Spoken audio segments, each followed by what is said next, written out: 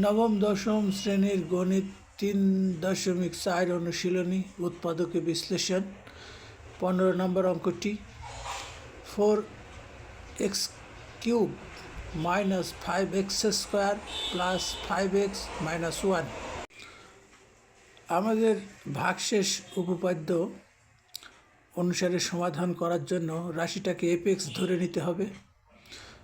আর এই এপেক্সের মাধ্যমে আমরা এই রাশিটা কোন মানের জন্য শূন্য হয় সেই মানটা নির্ধারণ করব। এখন প্রদত্ত অঙ্কটির ধ্রুব সংখ্যা -1। তো এই -1 দ্বারা আমরা পর্যবেক্ষণ করে দেখছি যে -1 বসাইলে বা +1 বসাইলে এই রাশিটা কোনো ক্রমেই শূন্য রাশি থেকে পাওয়া যাবে না। সুতরাং -1 বা +1 আমরা বর্জন করে অন্য একটি পদ্ধতি আমাদের এখানে অবলম্বন করতে হবে। আমরা দেখছি প্রদত্ত অঙ্কটিতে প্রথম রাশি বা এক্সের সর্বোচ্চ ঘাত x³ এর সহগ আছে 4 অর্থাৎ 4x³ এবং সর্বশেষ রাশি আছে 1। তো এই ক্ষেত্রে আমরা যেহেতু 1 দিয়ে কোনো শূন্য পাওয়ার সম্ভাবনা নেই, এই ক্ষেত্রে আমাদের করতে হবে কি 1কে ওই 4 দ্বারা ভাগ করতে হবে, যে 4টা x³ এর সহগ হিসাবে রয়েছে। তাহলে মূল কথা হচ্ছে এই প্রদত্ত রাশি থেকে আমাদের শূন্য একটা বের করতে হবে। আর এই শূন্য বের করার জন্য 1/4 এক্সের পরিবর্তে যদি বসাই তবেই শূন্য পাওয়া যাবে, অন্যথায় নয়। সুতরাং যেখানে এক্স আছে এক্সের পরিবর্তে 1/4 বসাবো।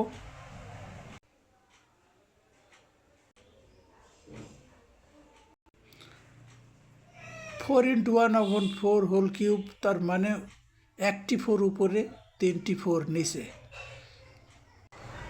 অনুরূপভাবে 5/2টি 4 অর্থাৎ 4 গুণন 4।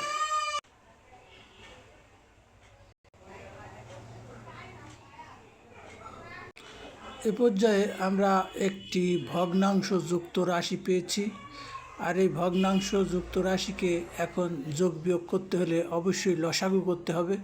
আমরা দেখতে পাচ্ছি লসাগু হচ্ছে 16।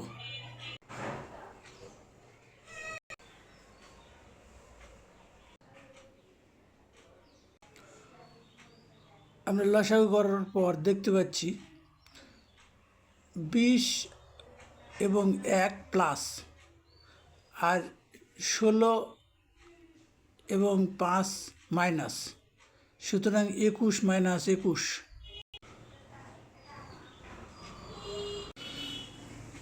অতএব আমরা 0 পেয়েছি f1/4 এর বিনিময়ে, অর্থাৎ f1/4 = 0।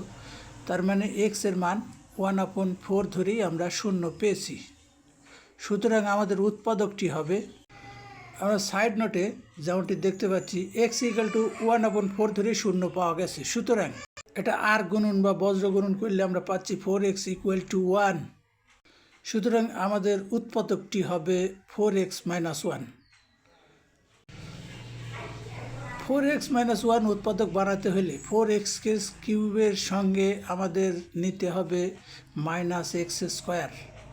তো আমাদের x² দেওয়া আছে 5টি, সেখানে 1টি নিলাম। এখন আরও 4টি অবশিষ্ট রইল, সেটা লিখব। এইবার -4x² এর সঙ্গে আমাদের নিতে হবে, প্রদত্ত রাশিতে দেওয়া ছিল +5x, আমাদের প্রয়োজন অনুসারে একটি x নিতে হয়েছে 4x - 1 উৎপাদকের বানানোর জন্য। সুতরাং আমাদের এখন হাতে রইল 4x। প্রথম যুগল থেকে আমরা x² কমন নিয়ে 4x - 1 পেলাম। দ্বিতীয় যুগল থেকে কমন নিতে হয়েছে x এবং সর্বশেষে 1 কমন নিতে হয়েছে। এবার প্রত্যেক রাশির মধ্যে 4x - 1 আছে, এটাকে যদি আবার কমন নেই তাহলে পাচ্ছি x² - x + 1। আমরা আমাদের উত্তরটা পেয়ে গেছি। যেহেতু আর উৎপাদক বা মিডল ফ্যাক্ট হচ্ছে না, সুতরাং এটাই উত্তর।